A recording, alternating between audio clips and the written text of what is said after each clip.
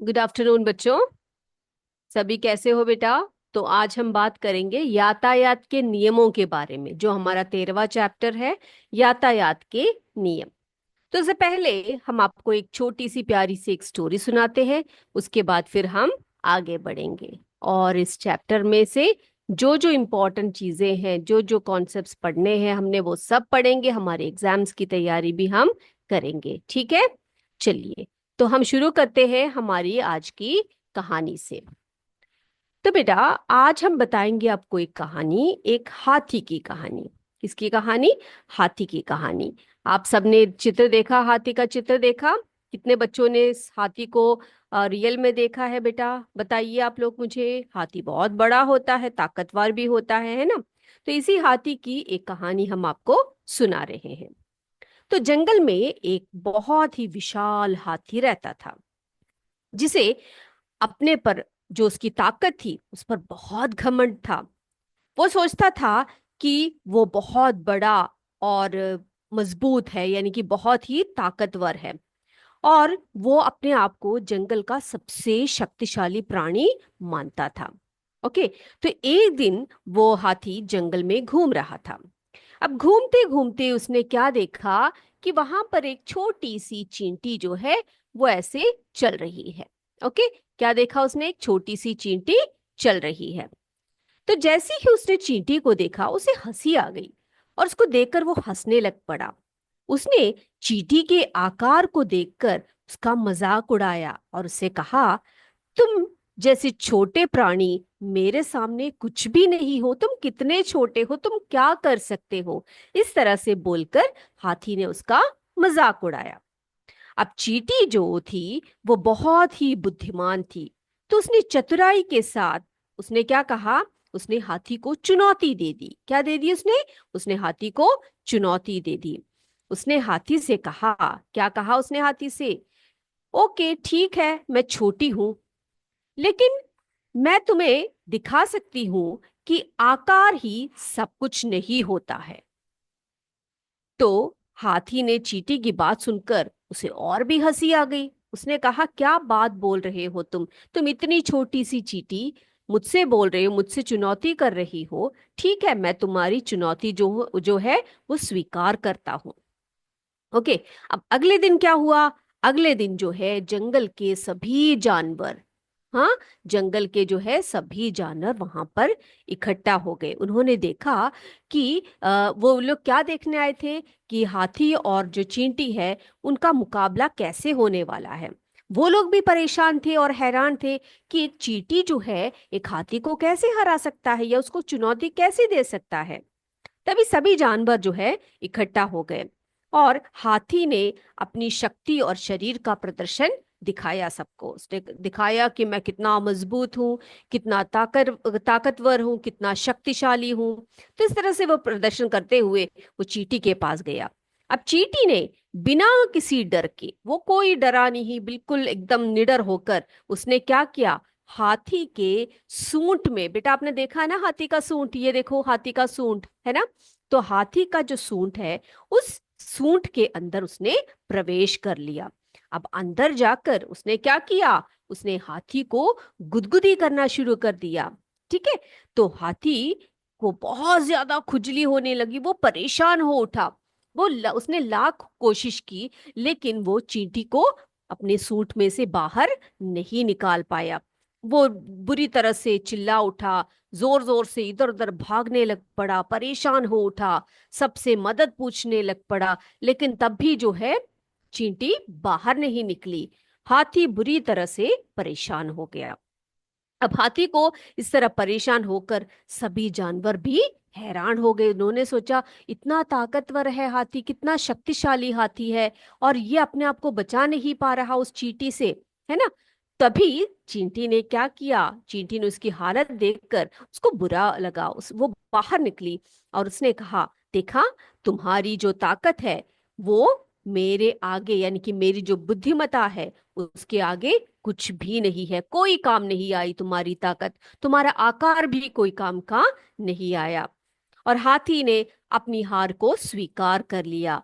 और चींटी ने उससे क्या किया, चींटी ने भी उससे माफी मांग ली। ठीक है भाई, तुम मुझसे बोलते हो, तुम स्वीकार करते हो अपने हार को, तो मैं भी तुम्हें परेशान करने के लिए माफी मांगता हूँ।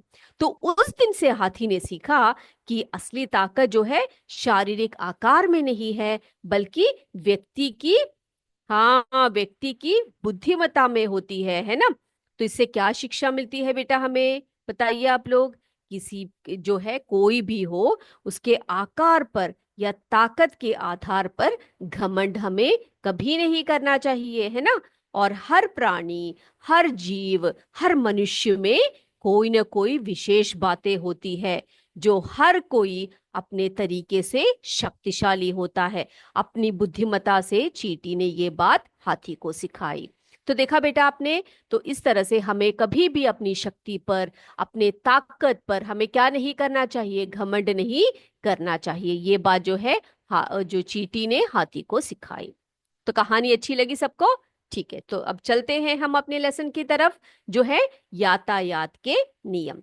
तो बेटा पिछली क्लास में हमने क्या सीखा था, हमने यातायात के साधनों के बारे में सीखा है ना, जिसमें कि हमने सीखा कि कई वाहन ऐसे होते हैं जो पानी में चलते हैं, कई पटरी पर चलते हैं, कई सड़क पर, कई हवा में, है ना।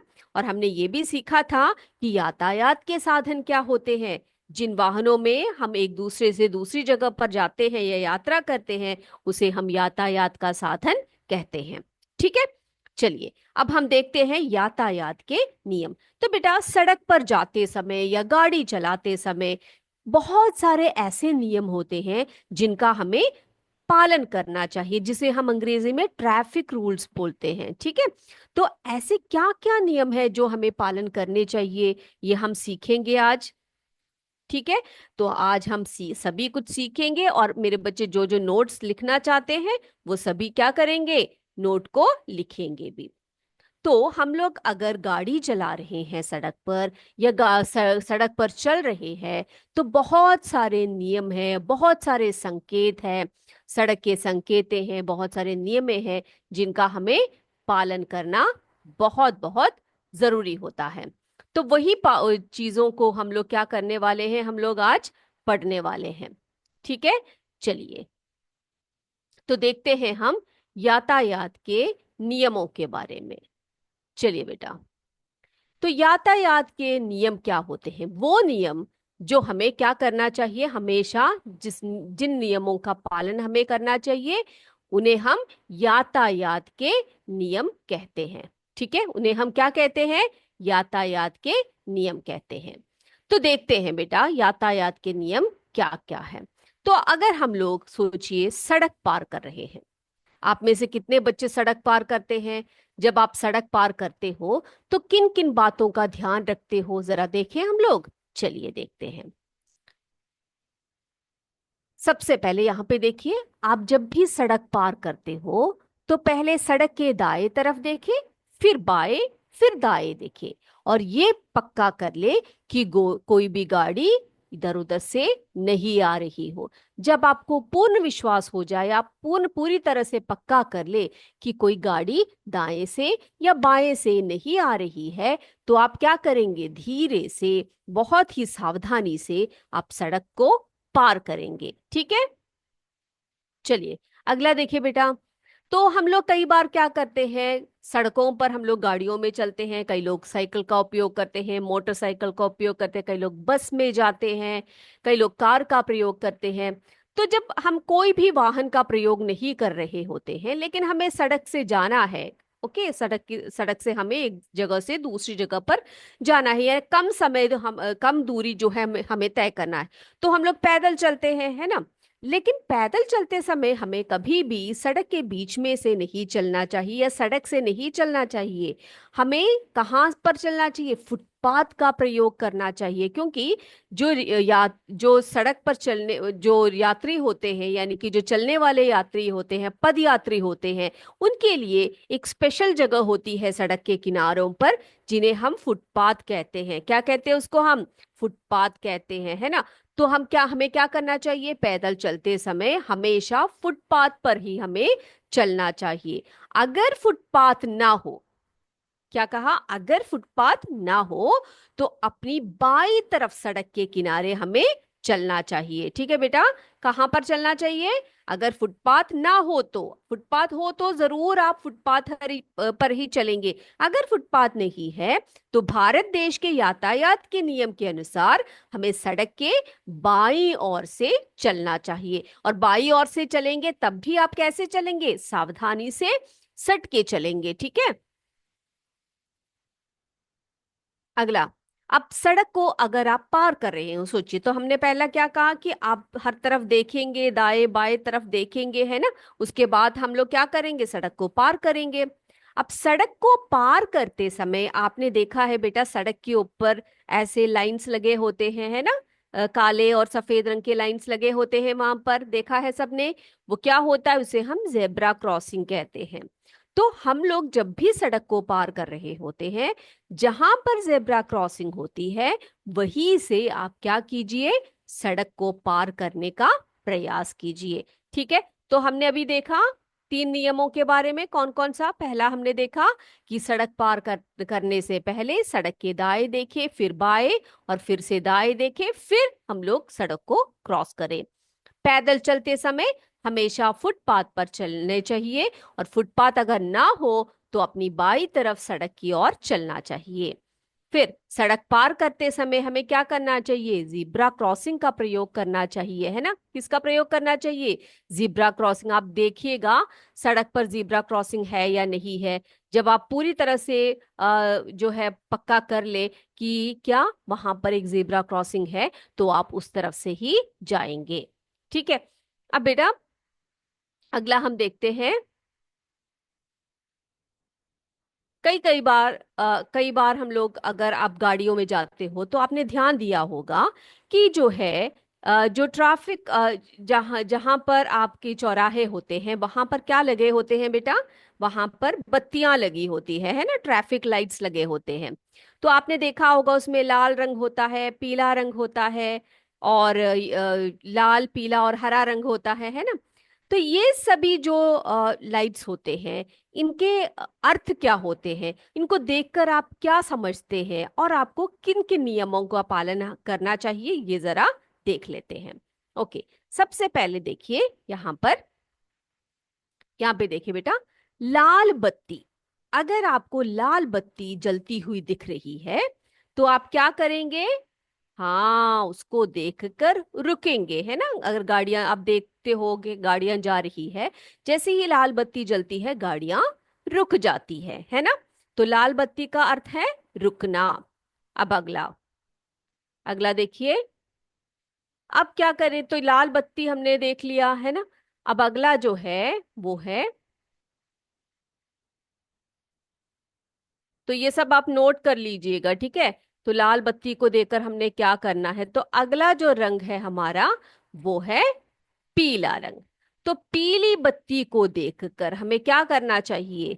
चल, यहाँ पर जलने के लिए लिखा है बेटा, ये च है, ठीक है, ये करेक्ट कर लीजिए।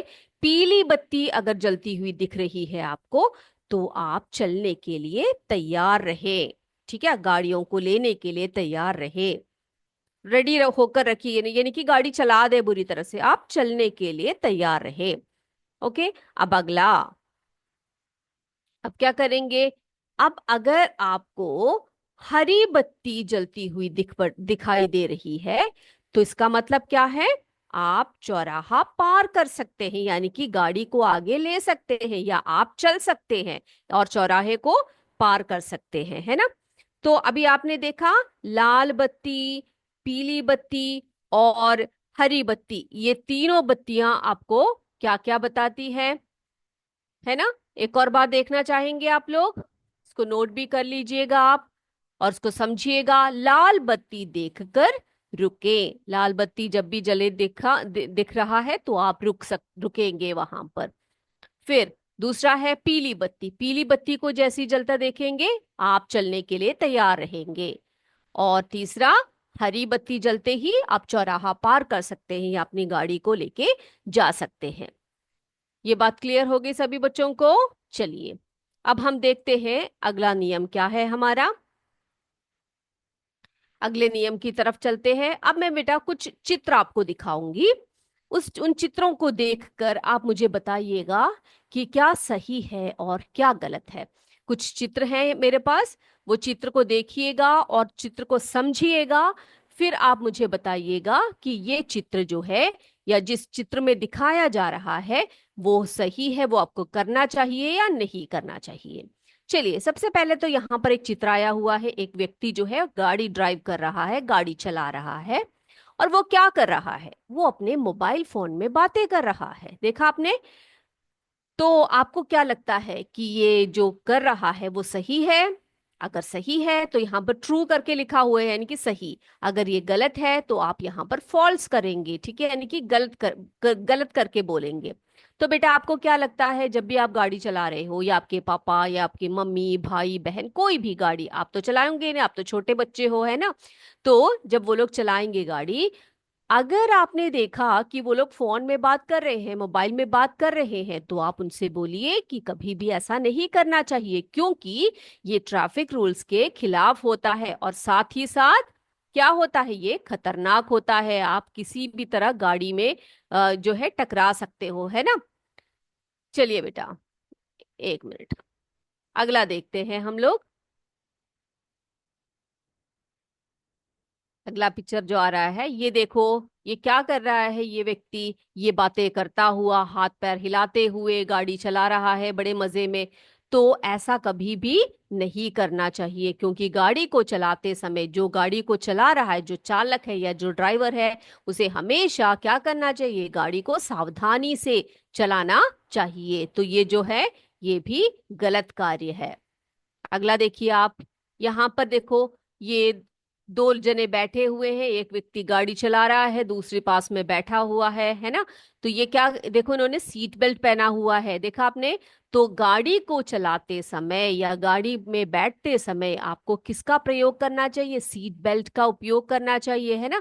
सीट बेल्ट का उपयोग करेंगे तभी आप क्या होगे, सुरक्षित रहोगे। नहीं तो क्या होगा, कहीं पर भी झटका लगेगा तो क्या हो जाएगा बेटा, तो आप दुर्घटना में पड़ सकते हो, है ना। चलिए, अब हम देखते हैं अगला जो हमारा अगला पिक्चर क्या कहता है हमारा। अगला पिक्चर देखिए, यहाँ पे भी देख सकते हो आप लोग, सभी लोग जो गाड़ी में कितने शांत होकर बैठे हुए हैं।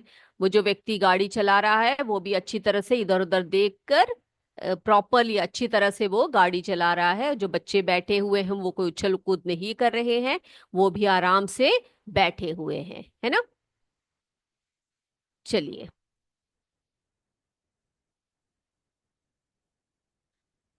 तो ये बातें जो है आप क्या करेंगे, इसको ध्यान में रखेंगे। ये सारी बातें जो है हमने क्या करना है, हमने ध्यान देना है। ओके। चलिए, अब हम अगले एक्टिविटी की तरफ चलते हैं हमारी। अब बेटा, यातायात के कुछ संकेत होते हैं, यातायात के कुछ संकेत होते हैं, ठीक है। तो ये संकेत जो है हमें क्या क्या बताते हैं, जरा देख ले। तो इन्हें हम आदेशात्मक संकेत भी बोलते हैं, और साथ में क्या बोलते हैं इनको हम, हाँ, यातायात के संकेत भी बोलते हैं। तो आपने रोड पे जाते समय या किनारों पर आपने देखे होंगे कुछ बोर्ड्स लगे होते हैं, है ना। तो उसमें क्या दिखाई पड़ता है, क्या दिखाई देता है उन रोड्स में, रोड्स के किनारों पर सब आपने संकेत बोर्ड्स देखे होंगे। तो क्या कभी आपने उसको समझने का प्रयास किया है बेटा? तो देखिए, हम आपको एक एक करके समझाते हैं। यहाँ पर सबसे पहले ये देखिए, ये क्या दिखाई पड़ रहा है आपको। यहाँ पर देखो, प्रवेश जो है वर्जित होता है, यानी कि अंदर आना मना होता है। कहीं पर भी ऐसा बोर्ड लगा हो तो आप कभी भी गाड़ी को लेकर या फिर उस जगह को नहीं जाएंगे। वहां पर क्या होता है, प्रवेश जो है वर्जित होता है, ठीक है, यानी कि आपको अंदर आना या उस जगह पर जाना मना होता है। अगला,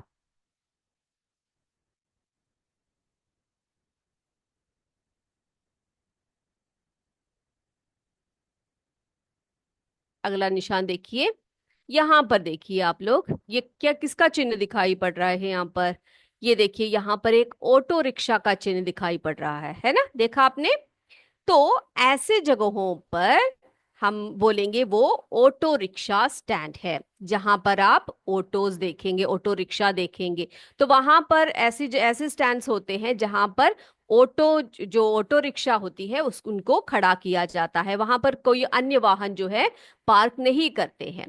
तो ऐसी जगहों पर हम जहां पर ये ऑटो का निशान इस तरह से आप देखोगे, बोर्ड देखोगे, तो इसका अर्थ है वो ऑटो रिक्शा स्टैंड है। चलिए अगला देखते हैं। अगला देखिए, यहाँ पर रेड कलर में दिखाई पड़ रहा है, आपको क्या दिखाई पड़ रहा है? स्टॉप करके लिखा हुआ है। तो आप कहीं पर भी ऐसा निशान देखें तो आप वहां पर रुक जाइएगा, यानी कि वहां पर आपको गाड़ी रोकनी पड़ती है। देखा आपने, स्टॉप करके, तो वहां पर रुकिए करके आप देखेंगे तो आपको वहां पर गाड़ी को रोकना पड़ता है। अब बेटे यहाँ पर देखिए आप लोग, ये किसका संकेत है? ये यहाँ पर देखिए एक रेड क्रॉस दिखाया गया है, एक बेड दिखाया गया है। इसका अर्थ क्या है? इसका अर्थ ये है कि ये दिखाता है अस्पताल, ये अस्पताल का सूचक है। ठीक है, किसका सूचक है? ये अस्पताल का सूचक है। ठीक है, तो ये अगर आप ऐसे बोर्ड देखेंगे तो आप समझ जाएंगे कि पास में जो है एक अस्पताल है ना। चलिए आगे चलते हैं। अब देखो यहाँ पर पदयात्री वर्जित। तो रोड में ऐसे जगहों पर आ, निशान लगाए होते हैं जहां पर जो है पद यात्रियां, जो लोग पैदल चलते हैं ना बेटा, वहां पर जो है वर्जित किया जाता है कि उस तरफ से आप पैदल नहीं जा सकते। तो वहां पर बोर्ड ऐसे, अगर आप ऐसा एक बोर्ड देखे, ऐसा संकेत देखे, तो समझ जाइएगा कि आप उस तरफ से नहीं, पैदल नहीं जा सकते, यानी कि पद यात्री वर्जित एरिया होती है वो। यहाँ पर आप नहीं पैदल जा सकते। तो ऐसे निशान को आप समझ जाइएगा, आप वहां से क्या नहीं कर सकते? पैदल नहीं जा सकते। अगला देखिए बेटा, यहाँ पर देखिए, कई कई बार आप अगर गाड़ी में जाते हो तो आपके पापा या आपकी मम्मी, आपके भाई या बहन आपसे बोलते होंगे कि ऐसा जगह है ये जहां पर हम हॉर्न नहीं बजा सकते। क्या नहीं बजा सकते? हॉर्न नहीं बजा सकते।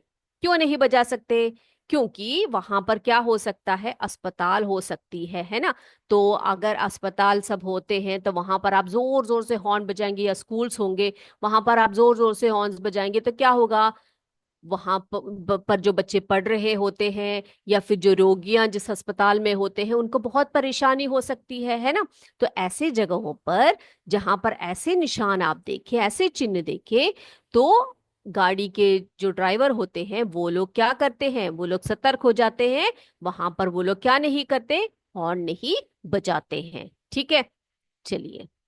तो बेटा इन संकेतों को समझिए और अच्छी तरह से उनका पालन करने का प्रयास कीजिए। ठीक है, जो ड्राइव करते हैं, जो आपके मम्मी पापा और उनको पता नहीं है, तो आप बता दीजिएगा कि मैंने आज बहुत सारे संकेत पढ़े हैं, यातायात के संकेत, वो इस तरह से है करके। चलिए बेटे यहाँ पर आप देखिए, ये देखिए लेफ्ट हैंड कर्व दिखाया गया है, यानी कि आपकी जो है बाएं हाथ मोड़ है, यानी कि उस तरफ को मोड़ है। हम बोलते हैं ना बाएं हाथ की तरफ मोड़, दाएं हाथ, यानी कि आपको उस तरफ को टर्न करना है। गाड़ी ले जाते समय लेफ्ट की तरफ आपको जाना है तो उस तरफ से आप टर्न करेंगे। ओके, अब देखिए अगला। अगला जो है यहाँ पे आप देखिए, ये देखिए ऐसा चिन्ह आपको दिखाई पड़ रहा है, तो इसका मतलब जो है विद्यालय पास है। आपने देखा होगा ऐसे जगहों पर, अगर आप गाड़ी में बैठे हो तो ऐसे जगहों पर जब जाते हैं, जब आपके ड्राइवर इस तरह के निशान देखते हैं तो वो अपनी गाड़ी को क्या कर देते हैं? स्लो कर देते हैं, धीमा कर देते हैं। क्यों धीमा कर देते हैं? क्योंकि वहां पर पास में ही विद्यालय है। तो और विद्यालय में बच्चे, हो सकता है वो लोग कभी सड़क पार कर रहे हो या फिर इधर उधर खेल रहे हो, अचानक से वो दौड़कर सड़क पर आ सकते हैं, है ना। तो ऐसे जगहों पर जहां पर विद्यालय समीप हो, वहां पर क्या करना चाहिए? गाड़ी जो चलाते हैं वो गाड़ी को धीमा कर देते हैं। ठीक है बेटा, चलिए अगला। यहाँ पे देखिए, जैसे कि हमने ऑटो स्टैंड देखा था, उसका निशान संकेत देखा था, इसी तरह से यहाँ पर आप देखिए, जहां पर भी ऐसा संकेत आपको दिखाई पड़े तो आप समझ जाइएगा वहां पर साइकिल खड़ा करने का की जो है जगह है, यानी कि साइकिल पार्किंग की जगह है। तो ऐसी जगह पर आप अपने साइकिल को पार्क कर सकते हो। वहां पर किसी अन्य वाहन को आप पार्क नहीं कर सकते, वो केवल साइकिल को पार्क करने की जगह होती है। चलिए अगला देखिए, यू टर्न वर्जित।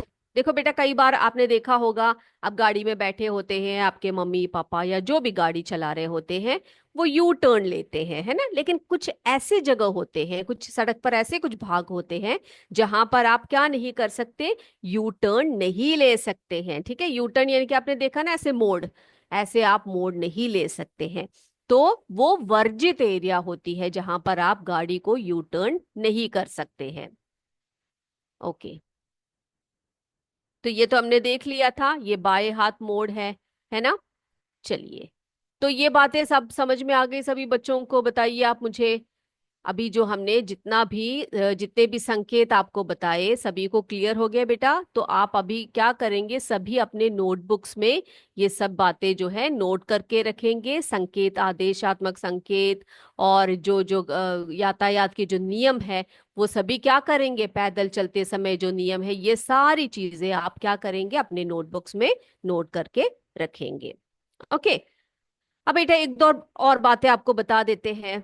क्या? कि जैसे कि मैंने आपको बताया, जब भी हम लोग यात्रा करते हैं तो हमें जो यातायात के जो पालन हम लोग करते हैं उनका अगर हम सही प्रकार से क्या नहीं करेंगे, पालन नहीं करेंगे, तो हमें असुविधा हो सकती है, दुर्घटनाएं हो सकती है, हमारे कारण अन्य लोग भी जो है, जो अन्य यात्री हैं, उनको उनकी भी दुर्घटनाएं हो सकती है, और ये बहुत ही बुरी बात है। ठीक है, अब बेटा, मोटर वाहन में एक धारा होती है, ये आपको समझने के लिए है, एक नियम होता है, मोटर वाहन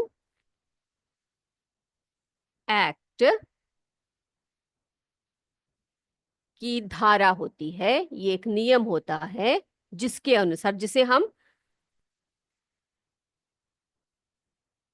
134 बोलते हैं। ठीक है, मोटर वाहन एक्ट 134 बोलते हैं।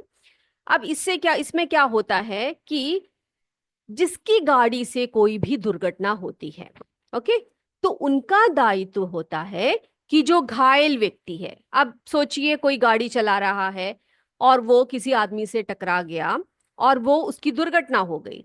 अब वो जो गाड़ी चला रहा है जिसके कारण वो दुर्घटना हुई है, ओके, तो उसका दायित्व क्या बनता है कि वो उस घायल व्यक्ति को क्या करे, घायल व्यक्ति को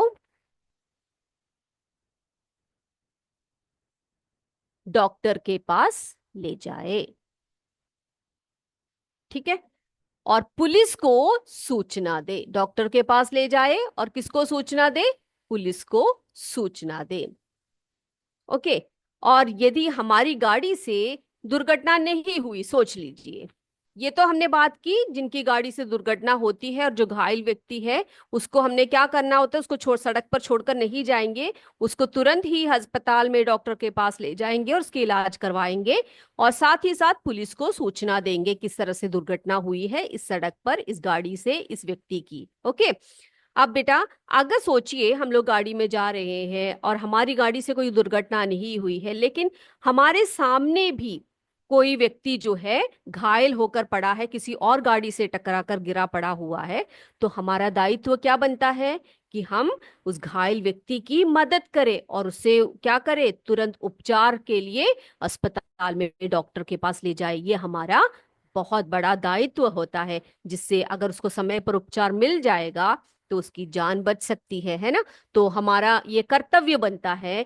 ये मत सोचिए कि हमारी गाड़ी से वो टकराया नहीं है, हमारी जिम्मेदारी नहीं है उस व्यक्ति को ले जाने की, ऐसा कभी मत सोचिएगा। आप सिर्फ ये सोचिएगा कि ये हमारा दायित्व है कि हम एक घायल व्यक्ति को, एक मुसीबत में पड़े व्यक्ति को उसकी मदद करें और उसको तुरंत ही अस्पताल पहुंचाए, ताकि उसको तुरंत उपचार मिले और उसकी जान बच सके। ठीक है, तो आज हमने बहुत सारी बातें सीखी यातायात के नियम के बारे में, है ना। और इन सभी जो यातायात के नियम आज हमने बताए आपको, जो यातायात के संकेतों के बारे में बताए, ये सभी बच्चे अपने नोटबुक्स पे लिखेंगे और उसको अच्छी तरह से पढ़ेंगे भी। तो बेटा अगले क्लास में आपसे फिर मिलेंगे। तब तक जय विद्या शक्ति, जय हिंद, जय भारत। धन्यवाद।